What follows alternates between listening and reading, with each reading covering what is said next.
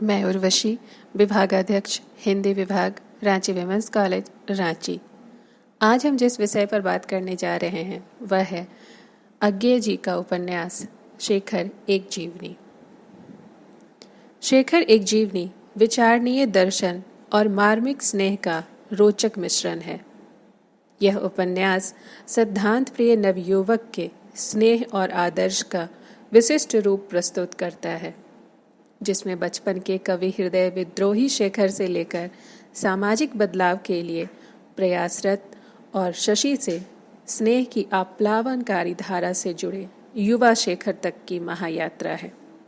वेदना और स्नेह जैसे मानवीय भावनाओं का कुछ सरल और कुछ दार्शनिक निरूपण ही इस साहित्य की विशेषता है।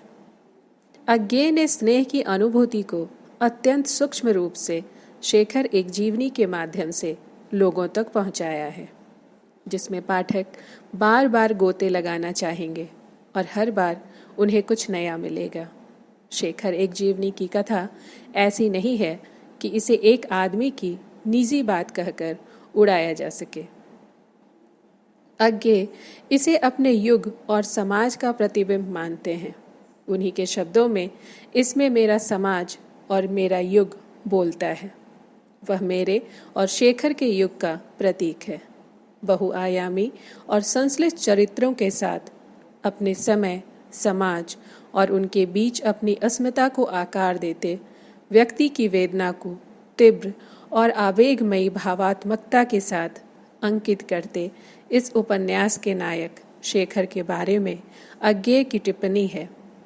शेखर कोई बड़ा आदमी नहीं है, वह अच्छा आदमी भी नहीं है, लेकिन वह मानवता के संचित अनुभव के प्रकाश में ईमानदारी से अपने को पहचानने की कोशिश कर रहा है। उसके साथ चलकर आप पाएंगे कि आपके भीतर भी कहीं पर एक शेखर है, जो जागरूक, स्वतंत्र और ईमानदार है। शेखर एक जीवनी उपन्यास का पहला भाग 1940 में प्रकाशित हुआ था और उसका दूसरा भाग 1944 में, इस घोषणा के साथ कि इसका एक तीसरा भाग भी होगा जो यथा समय प्रकाशित किया जाएगा। यह तीसरा भाग कभी प्रकाशित नहीं हुआ। बहरहाल उसके दो भागों को ही मुकम्मल कृति मानकर पढ़ा गया और उसका आकलन किया गया।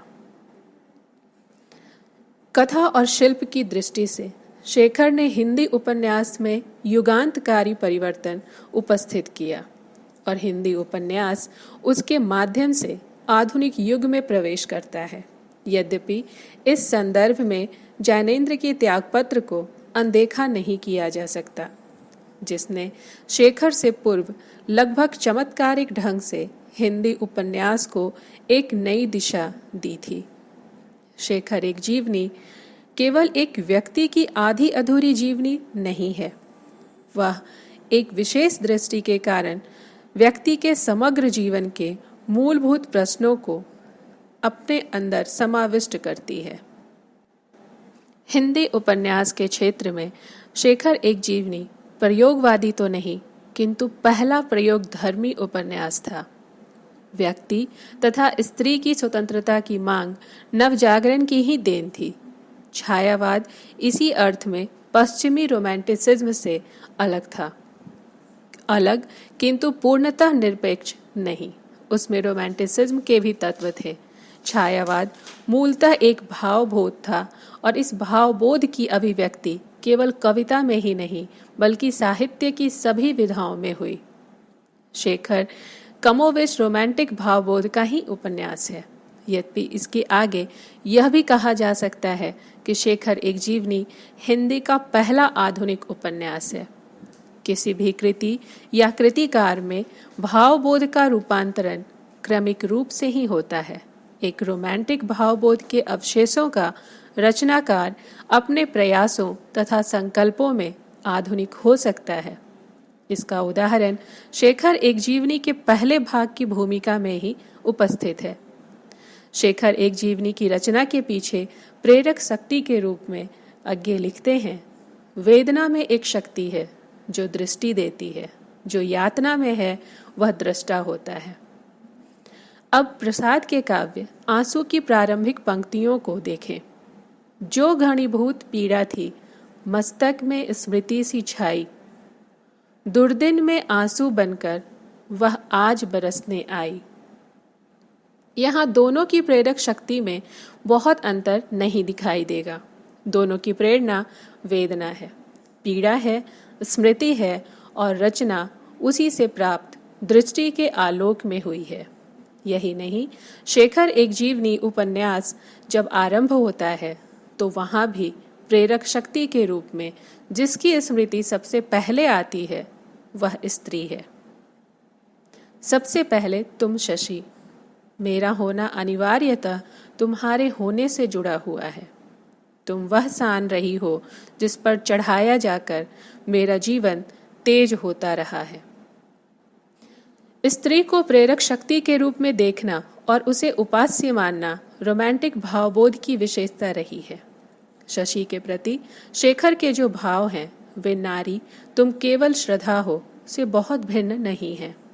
विजय देव नारायण शाही ने तो शेखर में मनु की छाया भी देखी है। उनके अनुसार शेखर एक जीवनी के प्रारंभिक संस्करणों के आवरण पृष्ठ पर चिंतन मुद्रा में बैठा हुआ सुदृढ़ भुजाओं वाला बलिष्ठ व्यक्ति, कामायनी का पौरुष की दृढ़ मांसपेशियों वाला व्यक्ति ही प्रतीत होता है।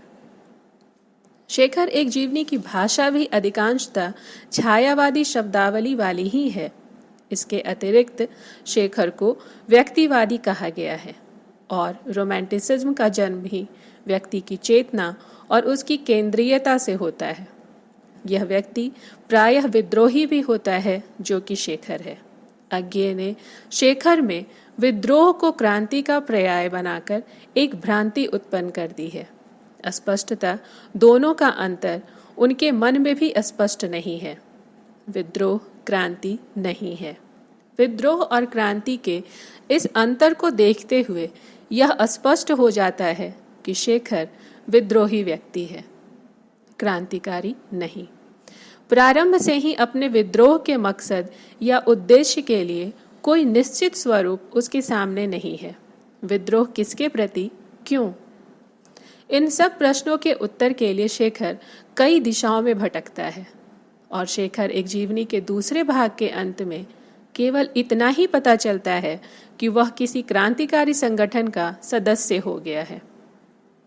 क्रांति सामाजिक राजनैतिक व्यवस्था में आमूल परिवर्तन के लिए की जाती है, किंतु शेखर उन तमाम नियंत्रणों के प्रति विद्रोह करता है जिन्हें वह अपने लिए बंधन मानता है।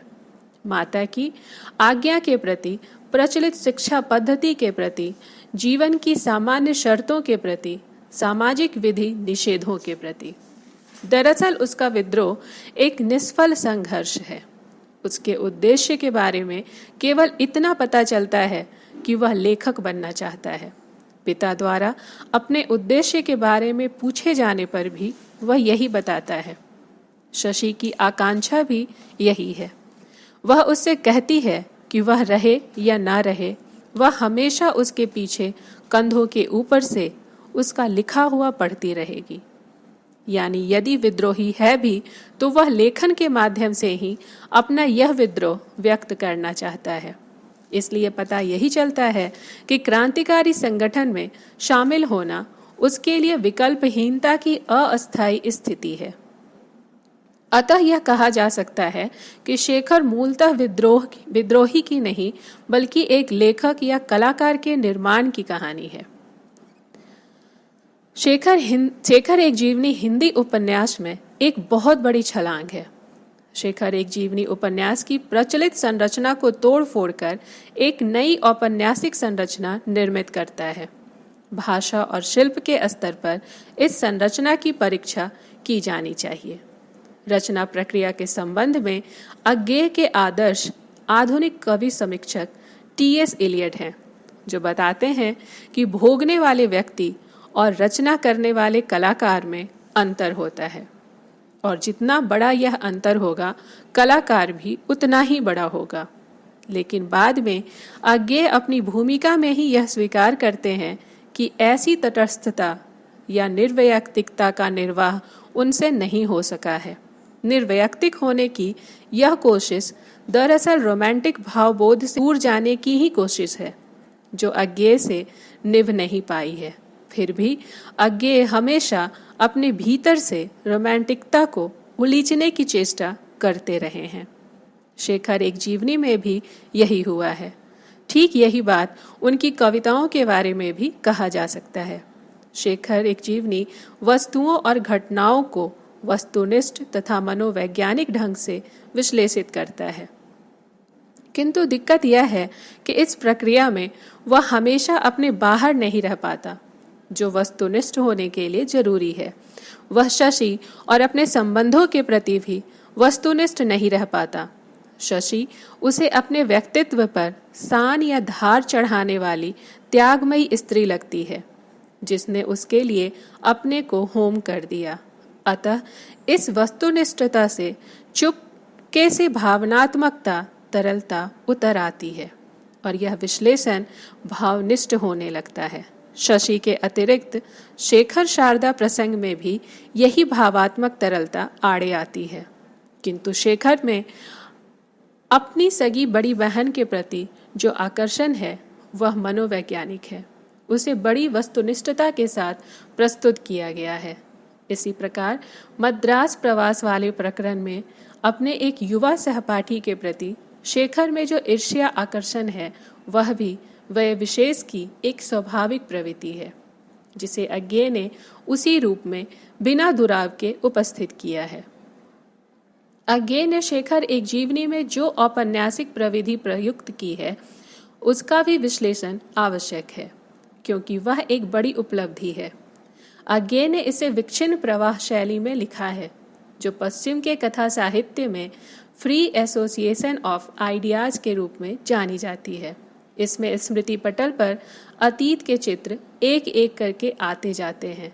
यहाँ अज्ञेय ने एक सूक्ष्म मनोवैज्ञानिक पद्धति भी अपनाई है, जो अधिक तीव्र तथा प्रखर स्मृति चित्र हैं। वे पहले आते हैं, उनका दृश्यांकन इतना सघन और सूक्ष्म है कि वे कैमरे की आंख से देखे हुए प्रतीत होते हैं। यह प्रविधि हिंदी उपन्यास में आविष्कार थी। ये चित्र पहले एक किशोर की अनुभूतियों के चित्र प्रतीत होते हैं, किंतु क्रमशः विकसित होते हुए बौद्धिक जिज्ञासाओं के रूप में व्यक्तित्व के विकास के चित्र बन जाते हैं। कैमू लिखते हैं कि विद्रोही वह व्यक्ति है जो कहता है नहीं। शेखर की शुरुआत भी इसी निषेध से होती है। किशोर शेखर के मन में निषेध के साथ ही जिज्ञासाओं का ज्वार है। म्यूजियम में भूस भरे हुए शेर को देखकर पहले तो बालक शेखर डर जाता है, पर बाद में उसकी खाल उधेड़कर वह वास्तविकता जान लेता है। इसी प्रकार शारदा के शरीर के स्पर्श से उसे प्रतीत होता है शारदा का शरीर तनता क्यों है और उसमें एक विचित्र उद्वेलन की अनुभूति क्यों होनी चाहिए। जिज्ञासाओं के इस विश्लेषण में सामान्यतः फ्रायड के मनोविश्लेषण पद्धति का सहारा लिया गया है, चाहे वह शारदा हो या घर की युवती नौकरानी अति या बड़ी बहन सरस्वती। अज्ञेय यहाँ शेखर की किशोर मानसिकता की व्याख्या फ्रायड की पद्धति से करते हैं। शेखर के मन में अपनी माँ के प्रति विरक्ति है, जिसके संबंध में फ्रायड की मान्यता है कि यदि बच्चे में अपनी माँ के प्रति सहज आकर्षण या आत्मीयता न हो तो उसका स्वाभाविक विकास नहीं हो पाता। शेखर ने बाद में जो अहम ग्रंथि उत्पन्न होती है उसके मूल में कहीं अपनी माँ से संबंध की भूमिका भी है। एक जगह शेखर स्वयं अपना विश्लेषण करता हुआ कहता है कि उसका व्यक्तित्व मानो विभाजित व्यक्तित्व है। उसके दो टुकड़े हो गए हैं। एक आधा व्यक्तित्व दूसरे आधे व्यक्तित्व को जैसे बाहर से देख रहा हो। अज्ञेय ने शेखर एक जीवनी में जो शिल्प तथा भाषा निर्मित की है उसमें आश्चर्यजनक ढंग से वे तत्व उपस्थित हैं जो एक व्यक्ति के रूप में शेखर को भले ही क्रांतिकारी बना पाते हों, लेकिन जिनसे हिंदी में एक क्रांतिकारी उपन्यास की रचना जरूर संभव हो जाती है। सबसे पहले शेखर की कथा भाषा में हम वह विशेषता देखते हैं जो एक साथ उसे चित्रकला, संगीत तथा स्थापत्य कला का अद्भुत संयोजन सिद्ध करती है। शेखर एक जीवनी के प्रारंभिक अंशों में एक दृश्य है जेहलम का गंदला पानी पार किया जा चुका है। अब तो झील की निर्मलता आकाश की अनम्रता को प्रतिबिंबित कर रही है और झील के अंतर में उगी हुई लंबी घास सूर्य की ज्योति को प्रतिबिंबित करती हुई अनेक रंगों में चमक रही है। कहीं सुनहरी, कहीं लाल, कहीं प्रोज्वल हरापन लिए हुए। उसके हरेपन को चीरकर कभी कभी कोई किरण तल पर पड़े हुए किसी पत्थर को चमका देती है। और यह दृश्य जाड़ों का एक और प्रभात, वही क्रमशः धूसर, ताम्रलोहित, लाल और फिर सफेद होने वाली प्रातकालीन धुंध, फिर दिशाहीन आलोक, फिर अलसाई सी पहली रवि किरण। इस प्रकार के चित्रात्मक गद्य का प्रयोग अज्ञेय से पहले हिंदी कथा साहित्य में नहीं हो सका था। इसके अतिरिक्त उपन्यास में अनुभूतियों की भाषा लिखने वाले अज्ञेय हिंदी के पहले गद्य लेखक हैं। इस गद्य की काव्यात्मकता छायावादियों के गद्य की काव्यात्मकता से भिन्न है, जो भावात्मकता से भरा हुआ ढीला ढाला गद्य होता है और कल्पना के कुहासे में अनुभूतियों को धुंधला कर देने वाला होता है। अज्ञेय दृश्य और भाव की प्रत्येक सिलवट को सटीक ढंग से व्यक्त कर देने वाले शब्दों का प्रयोग करते हैं और दृश्य को उसकी संपूर्ण वस्तुपरकता के साथ चित्रित करने के लिए अद्भुत शब्द बिंबों का निर्माण कर लेते हैं। अज्ञेय की इस भाषा की पृष्ठभूमि में छायावाद से पृथक फ्रेंच प्रतीकवादी आंदोलन था और जिसकी भाषा में संगीत और काव्य के तत्व संयुक्त थे। भाषा को संगीत की सरहदों तक पहुंचा देने वाली विशेषता प्रतीकवादियों की प्रमुख देन थी। इस भाषा में विभिन्न इंद्रियों की संवेदनाओं के संश्लेषण से एक ऐसी प्रभावात्मकता उत्पन्न होती है जो अभी तक औपन्यासिक स्तर पर उपलब्ध नहीं थी।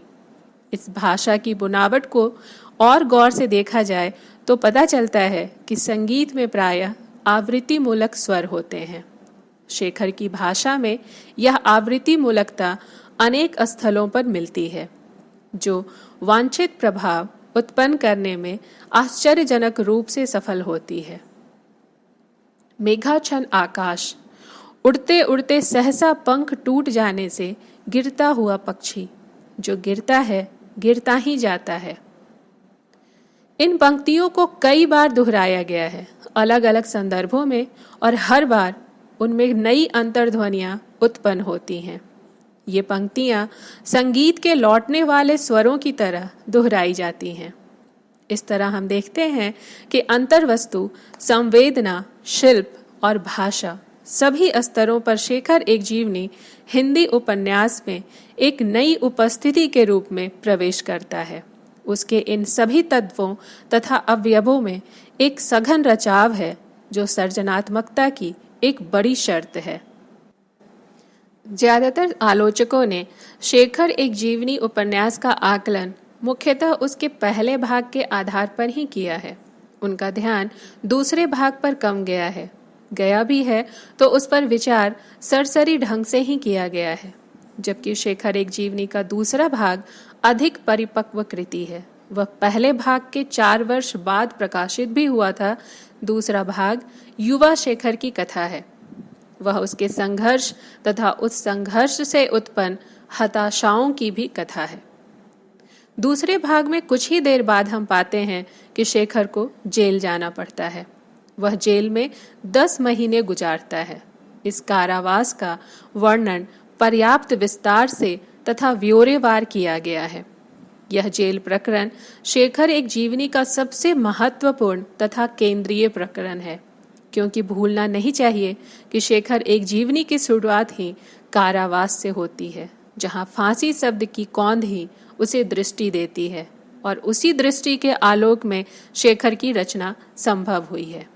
यद्यपि वहां उल्लिखित कारावास कालांतर से घटित होने वाले किसी और कारावास प्रसंग से संबंधित है, जिसका जिक्र संभवतः शेखर के तीसरे भाग में पुनः किया जाता, किंतु दुर्भाग्य से शेखर एक जीवनी का वह अंश कभी प्रकाशित ही नहीं हुआ।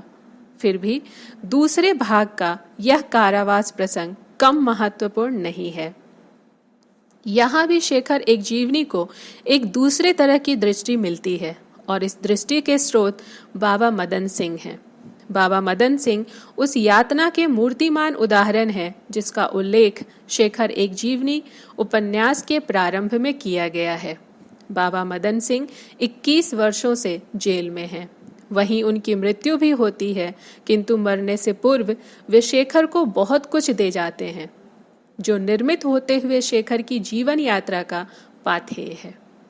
शेखर के निर्माण में शशि के बाद जिस व्यक्ति के प्रभाव की महत्वपूर्ण भूमिका है वह है बाबा मदन सिंह।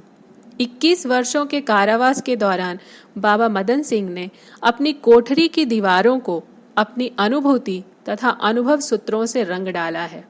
वहां प्रायः 100 सूत्र लिखे हुए हैं जो शेखर के लिए जीवन सूत्र का काम करते हैं। इन सूत्रों में सबसे महत्वपूर्ण तथा मृत्यु से ठीक पूर्व लिखा गया बाबा का अंतिम सूत्र है, अभिमान से भी बड़ा दर्द होता है और दर्द से भी बड़ा विश्वास है। आगे शेखर कई प्रसंग में इस सूत्र को दोहराता है। जेल प्रवास में शेखर को और भी कई व्यक्ति मिलते हैं जो उसके अनुभवों में वृद्धि करते हैं। इन्हीं में एक मोहसिन है जो रात के सन्नाटे में अक्सर गाना गाता है और जिसे फांसी हो जाती है। इस प्रकार हम देखते हैं कि मृत्यु शेखर एक जीवनी में आद्योपांत है। दूसरे भाग का अंत शशि की मृत्यु से होता है। शेखर एक जीवनी का दूसरा भाग मूलतः एक प्रेम कथा है, एक विरल और सामाजिक दृष्टि से किंचित असामाजिक प्रेम कथा। शशि शेखर की सगी मौसेरी बहन है। यद्यपि इस प्रेम में यौन प्रसंग का उल्लेख नहीं है, किंतु यह प्रेम पूर्णतः अशरीरी नहीं है। यह प्रेम प्रकरण शेखर के दूसरे भाग में आद्योपांत चलता रहता है। अज्ञे ने इस प्रेम का अत्यंत सूक्ष्म तथा मार्मिक वर्णन किया है।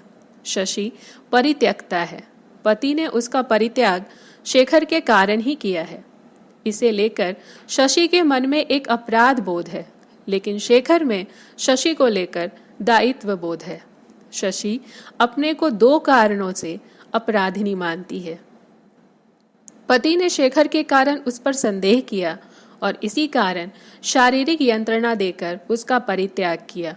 इसका परिताप तो शशि को है ही, लेकिन उसके अपराध बोध का दूसरा कारण यह है कि शेखर लेखक बनना चाहता है, किंतु उसके कारण नहीं बन पा रहा। उसे शशि की चिकित्सा तथा जीविका के लिए साइन बोर्ड पेंटिंग का काम करना पड़ रहा है, लेकिन शेखर के असली संघर्ष की शुरुआत यहीं से होती है। क्रांतिकारी संगठन में सम्मिलित होना शेखर का अपना चुनाव नहीं है। वह विकल्पहीनता की स्थिति में ही उसमें सम्मिलित होता है। दरअसल लेखक होना ही उसकी नियति है और उसका वरण है। शशि इसे जानती है, अतः वह इस परिताप से भी क्रमशः घुलती जा रही है कि शेखर के लेखक न बन पाने का मुख्य कारण वही है। हालांकि शेखर लेखक इसलिए नहीं बन पा रहा है कि उसका लिखा कोई छाप नहीं रहा है। उसकी भाषा, उसकी शैली और उसके लेखन का स्वर संपादकों तथा प्रकाशकों को प्रभावित नहीं कर पा रहा है। इसके अलावा वह नौसिख हुआ है और उसके लिए एक संरक्षक या गॉडफादर की जरूरत है, जबकि शेखर अपने बलबूते पर ही कुछ बनना चाहता है। स्वाभाविक है कि उस प्रक्रिया में उसे गहरी हताशा होती है और इसी कारण वह पहले अनजाने ही आत्महत्या का प्रयास भी कर चुका है। यह आत्महत्या प्रकरण ही प्रकारांतर से शशि के निष्कासन का कारण बनता है, किंतु वास्तविकता यह भी है कि शशि का दायित्व आ जाने के कारण शेखर एक नई ऊर्जा से भर जाता है। उसे जीने की नई प्रेरणा मिलती है। इस रूप में वह शशि का कृतज्ञ है। शशि उसे जीवन का नया अर्थ देती है और इस प्रकार उसके अस्तित्व को अर्थवान बनाती है। वास्तविकता यह भी है कि इस प्रक्रिया में शशि को ही सब कुछ खोना पड़ता है, पति, घर, परिवार और अंत में स्वयं अपना जीवन। कुल मिलाकर शेखर और शशि का यह प्रकरण अत्यंत जटिल, गूढ़ तथा त्रासद है। अतः आश्चर्य नहीं है कि शेखर एक जीवनी को अंत में दिखाना होता है कि शेखर शशि के लिए अपने जीवन को होम कर रहा है और उसे लग रहा है कि शशि उसके लिए अपने जीवन को बर्बाद कर रही है। वह उसके जीवन पर सान चढ़ाते चढ़ाते स्वयं चूक गई। यही कारण है कि शेखर दुख, वेदना और यातना का उपन्यास बन जाता है। बाबा मदन सिंह के सूत्र भी यही सिद्ध करते हैं। अतः मानना पड़ता है कि दुख और पीड़ा का यह जीवन दर्शन आरोपित नहीं है तथा वस्तुनिष्ठ सह संबंध से रहित भी नहीं है। वह शेखर एक जीवनी उपन्यास में घटित होने वाली घटनाओं की आंतरिकता से ही उत्पन्न हुआ है। वह शेखर एक जीवनी की रचनात्मक परिणति है। हिंदी उपन्यास में प्रेम संबंधों की दृष्टि से भी शेखर एक जीवनी एक विशिष्ट तथा विरल उपन्यास है। शेखर एक जीवनी पाठकों के बीच भले ही कुछ कम लोकप्रिय हुआ हो, किंतु कथाकारों के लिए वह प्रेरणा स्रोत है। यह भूलना नहीं चाहिए कि शेखर एक जीवनी के बाद हिंदी उपन्यास में जीवनी परक उपन्यास लिखने की एक परंपरा ही शुरू हो गई, जो आज भी किसी न किसी रूप में जारी है। पथ की खोज, यह पथ बंधु था, गिरती दीवारें, देशद्रोही और कली कथा वाया बाईपास आदि न जाने कितने जीवनी परक उपन्यास अब तक लिखे जा चुके हैं। इसी प्रकार शेखर एक जीवनी के शिल्प का अनुकरण करने वाले भी कई उपन्यास लिखे जा गए हैं। शेखर एक जीवनी ने व्यक्ति को उपन्यास का केंद्र बनाया और व्यक्ति की यह केंद्रीयता हिंदी उपन्यास में लगातार जारी रही। चाहे वह नौकर की कमीज, कसब या क्याप जैसे उपन्यास हो या कोई अन्य उपन्यास, दरअसल शेखर कई स्तरों पर विश्लेषण की मांग करता है। यह उपन्यास भाषा, प्रविधि तथा जीवन दृष्टि आदि अनेक स्तरों पर स्वतंत्र एवं विस्तृत विवेचन की अपेक्षा रखता है।